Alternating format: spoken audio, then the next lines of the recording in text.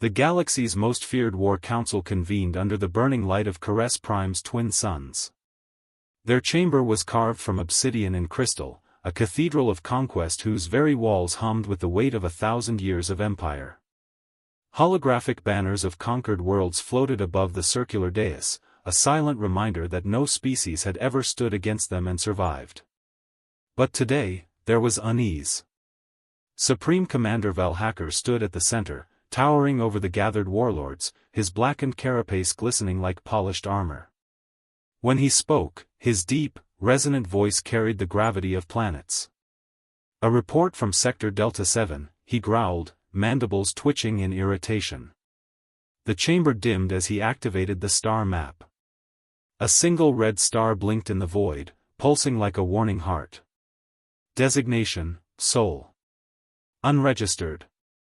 Isolated. Until recently, irrelevant. The other counselors clicked and chittered in amusement. Irrelevant systems were countless. Primitive worlds lived and died without ever entering the Empire's gaze. Why should this one matter?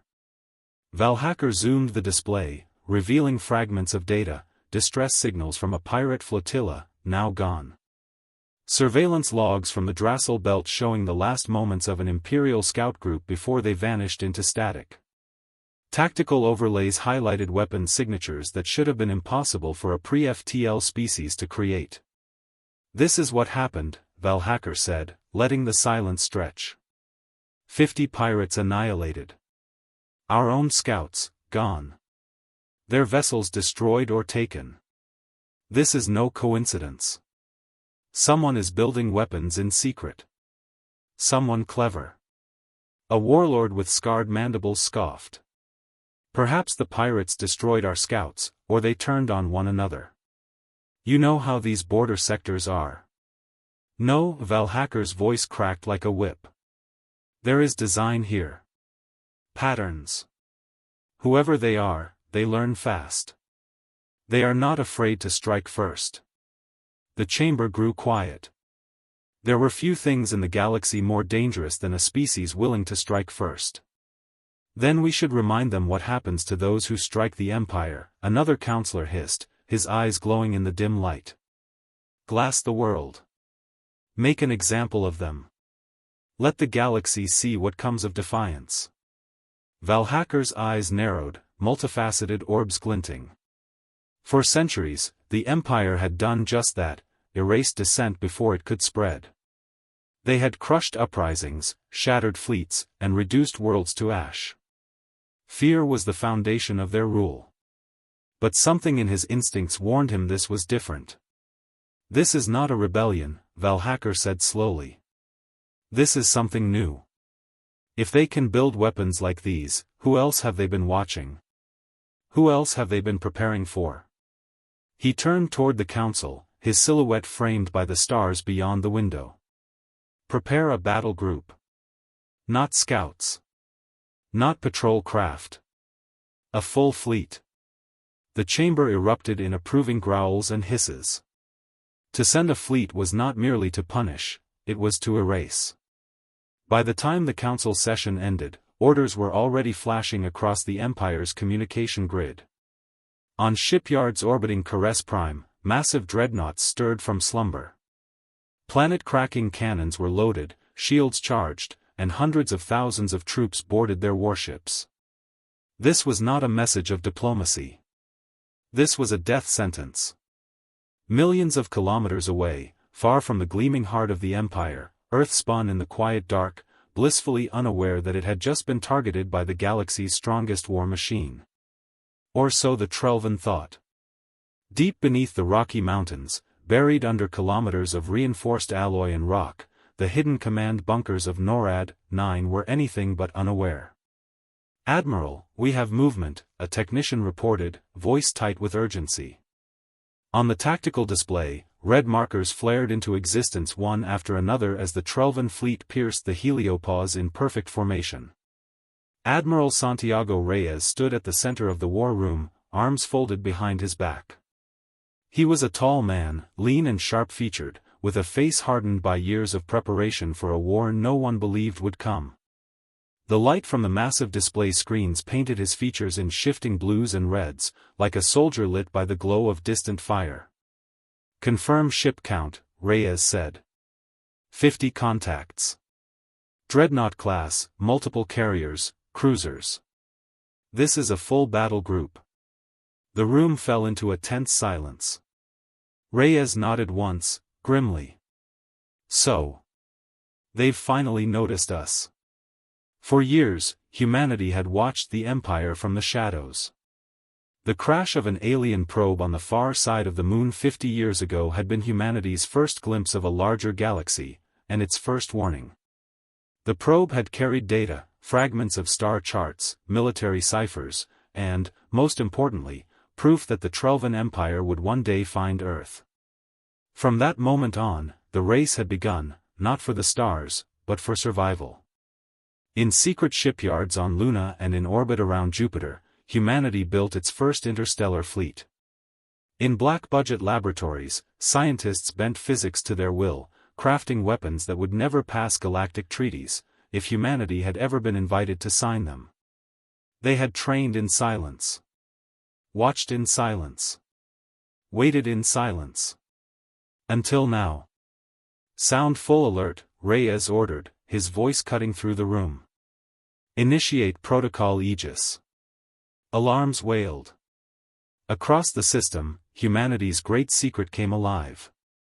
On the far side of the moon, armored bays opened to reveal the Terran fleet, sleek, angular ships of blackened steel and obsidian plating. In the skies of Mars, planetary defense cannons rotated toward the stars. On Europa, swarms of autonomous drones lifted from the ice, ready to strike. "Patch me through to the fleet," Reyes said. A moment later, 100 captains' faces appeared on the holoscreen. He looked at them, one by one, then spoke in a calm, even tone. "This is the day we have trained for. The day we stop hiding." His words carried no fear, only resolve. "The Empire has come to our doorstep. And we are going to show them why that was their last mistake." There was no cheering, no roar of approval, only grim nods and the quiet acknowledgement of warriors ready for what was to come. Humanity had always been underestimated. Too small, too primitive, too fragile. But what the galaxy had never understood was that fragility forged something far more dangerous, the will to survive at any cost. As the Trelvan fleet crossed into the inner system, humanity's first and only fleet turned toward the void, weapons armed, drives hot. For centuries, the galaxy had feared the Empire. But tonight, under the cold light of distant stars, the galaxy was about to learn to fear something new. Humanity was awake. Space trembled as the Trelvan fleet arrived. They emerged from faster-than-light travel like a blade tearing open reality, their formation as precise as a predator's teeth. 50 warships glided into Sol's light, their black hulls reflecting the distant glimmer of Earth's sun. The sight was both beautiful and terrifying, a storm of metal descending in silence. On the bridge of the Imperial flagship Vorik, Supreme Commander Valhacker stood motionless, claws wrapped around the command rail.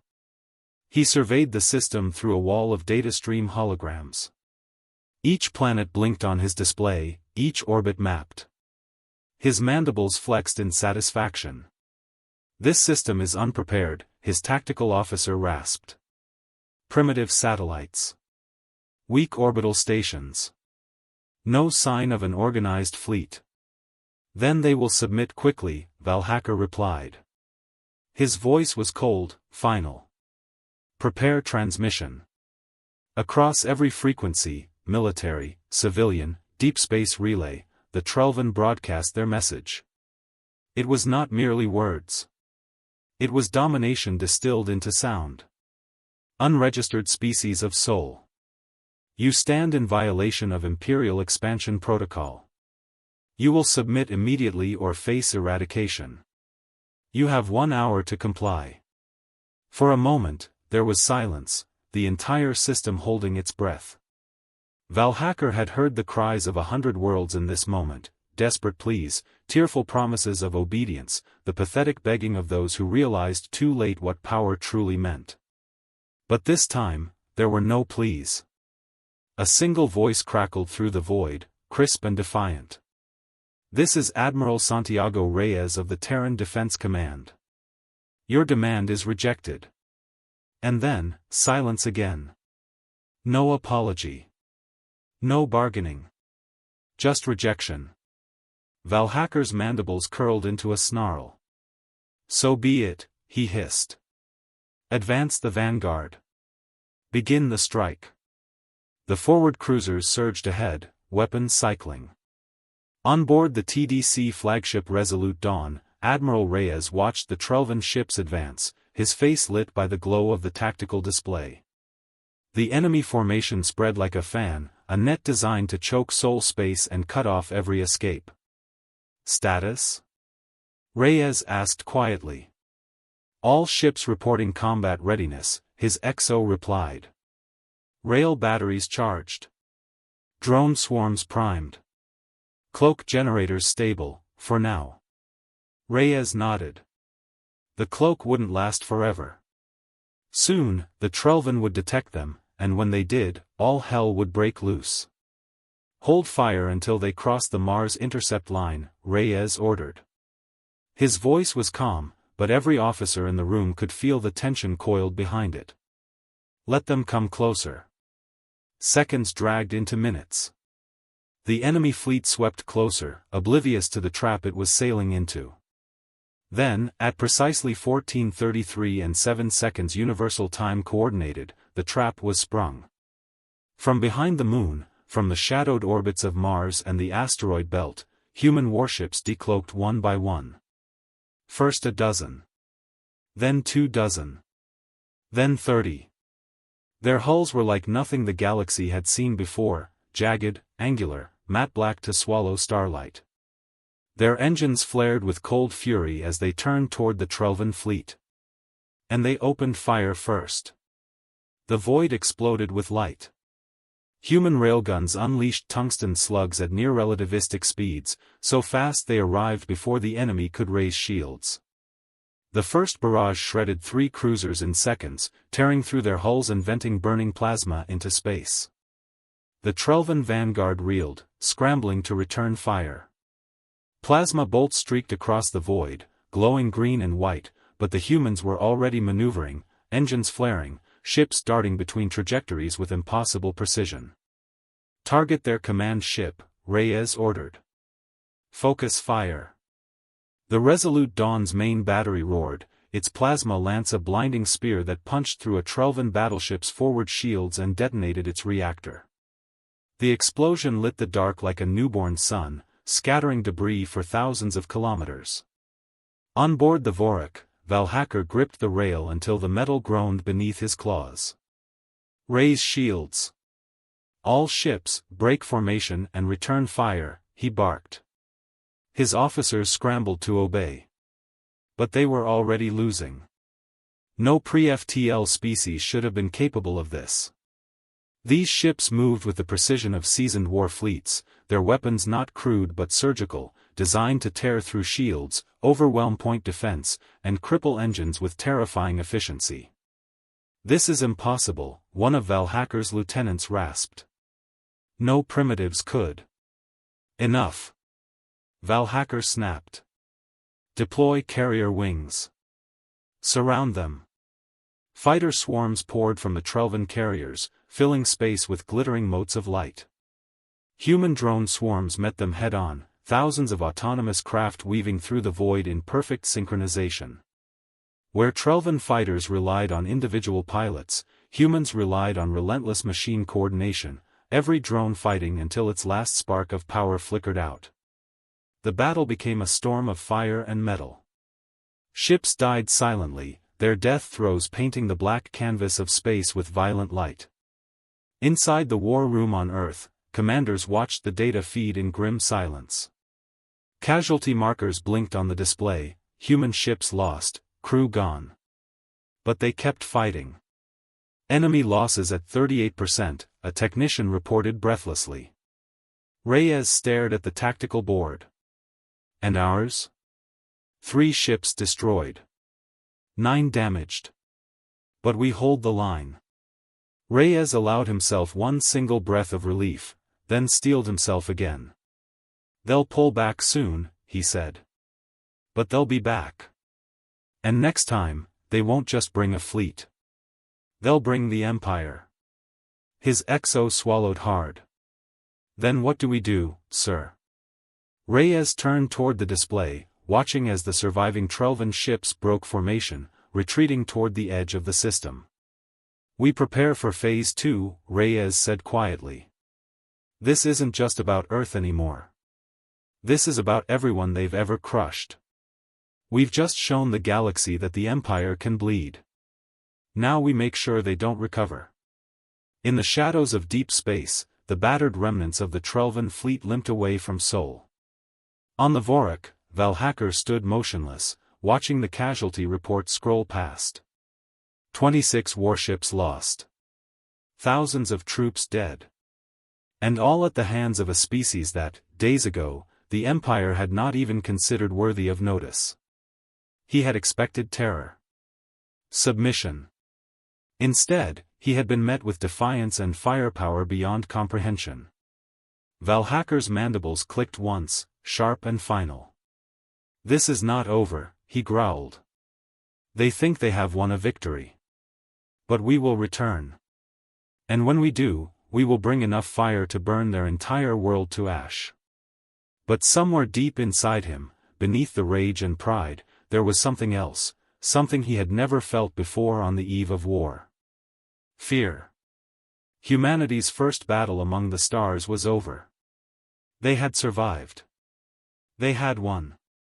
But they had also drawn the gaze of the most powerful empire in the galaxy, and the galaxy would never look away again. The war for Earth's survival had only just begun. 3 weeks after the first battle of Sol, the stars burned with war. Across the Milky Way, the Trelvan Empire roared like a wounded beast. Entire shipyards were emptied. Every border fleet was recalled. Thousands of warships converged into a single armada, the largest assembled since the Empire's ancient conquests. To the Trelvan, this was no longer a punitive expedition. This was an execution. Supreme Commander Valhacker stood on the bridge of the Vorak Reborn, the largest dreadnought ever built, as the fleet finished its jump preparations.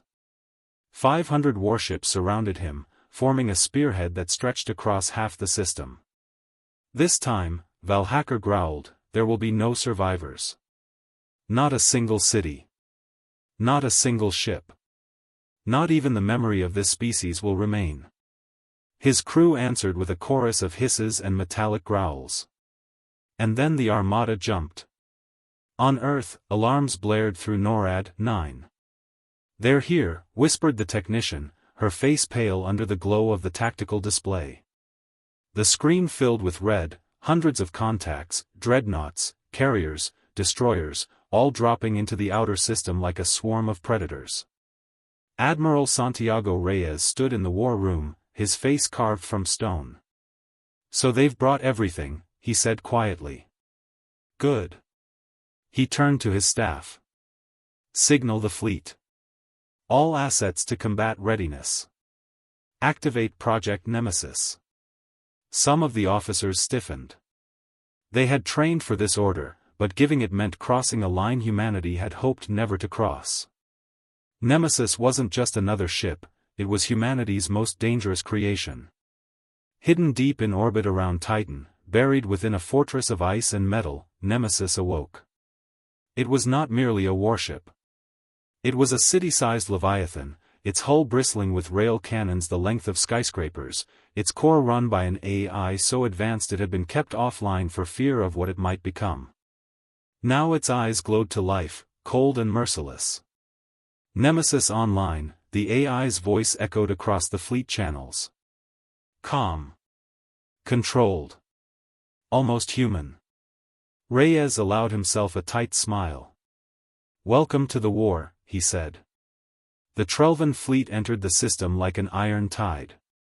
Their ships moved in perfect formation, blotting out the stars, their weapons glowing with the light of charged annihilation beams. "This is the end for them," Valhacker said, his mandibles flexing in grim satisfaction. But before the first shot could be fired, the void answered with fire. The human fleet surged to meet them, not retreating, not hiding, charging head-on. Railguns screamed, missiles launched in perfect salvos, drone swarms ignited the black like flocks of burning birds. And then Nemesis fired. Its main cannon unleashed a tungsten slug the size of a bus at near light speed. It tore through 2 enemy cruisers and detonated a third, the shockwave rippling across space like a thunderclap. For a heartbeat, the Trelvan armada hesitated. And then the battle became hell. Space burned. Carrier wings filled the void with dogfights as human drones shredded through enemy interceptors. Boarding pods from both sides slammed into warships, unleashing close-quarters combat in the hulls of dying vessels. Destroyers rammed one another, sacrificing themselves to take their enemies with them. On board the Resolute Dawn, Reyes stood amid the chaos of the battle display. Nemesis reports forward batteries at full capacity, his XO shouted over the noise. Good, Reyes replied. Order it to target their command ship. We cut off the head, the fleet dies. Nemesis acknowledged, its AI voice steady. Target acquired. Firing solution locked. A second rail slug thundered through the void, this one aimed straight for the Vorak Reborn. Valhacker's eyes widened as the warning klaxons blared. The massive dreadnought banked hard, shields flaring, but the slug still struck, ripping through the forward decks and vaporizing hundreds of crew. Shields holding, a tactical officer cried. Return fire. Valhacker roared. The Trelvan fleet unleashed everything at Nemesis, beams, torpedoes, mass drivers, enough firepower to crack a moon. Nemesis shuddered under the impact, its hull glowing red-hot, but it kept firing, tearing more dreadnoughts apart with each shot. The battle raged for hours. The asteroid belt was reduced to a graveyard of shattered hulls. Jupiter's orbit glowed with burning wreckage. The silence of the void was broken only by the fury of war. And then Reyes gave the final order. Execute horizon break. Every surviving human ship engaged its experimental FTL drives, not to escape, but as weapons. Their synchronized jump collapsed the very fabric of spacetime in the heart of the enemy formation. Reality tore open. The resulting shockwave ripped through the Trelvan fleet, hurling ships into one another, crushing some into singularities, scattering others light-years away in random directions. When the light faded, half the Trelvan armada was simply gone. The survivors broke formation, retreating in panic. On board the Vorak Reborn, Valhacker stood in stunned silence. He had seen battles lost before, but never like this. Never to a species that, a month ago, had been considered prey. This cannot be, he whispered. But it was. The Sol system went quiet once more. Humanity had held. In the war room, Reyes surveyed the casualty reports. Dozens of ships lost. Thousands of lives gone. But Earth still stood. Transmit to Caress Prime, he ordered. To the Empire itself. The message was short. This is Admiral Santiago Reyes of the Terran Defense Command. The Empire has been defeated at Sol. Do not return. Do not threaten this system again. The next time you do, we will not stop at your fleet. We will come for your throne. The transmission was sent unencrypted, broadcast on every major frequency. It was not a message for Valhacker alone. It was a message for the entire galaxy. Across 100 star systems, conquered species heard the message, and something awoke in them. Hope. Uprisings flared in distant sectors. Slave worlds rebelled. Imperial garrisons found themselves besieged by those they had once ruled without fear. And on Caress Prime, in the Grand Council chamber, Supreme Commander Valhacker sat in silence, listening to the human transmission on repeat. The words were not threats. They were a promise. For the first time in 1,000 years, the Empire had been defeated. Its fleets broken. its aura of invincibility shattered. And in the dark corners of the galaxy, a new legend was whispered, one that would outlive the Empire itself. Humanity had taken its first step into the stars. And the galaxy would never be the same.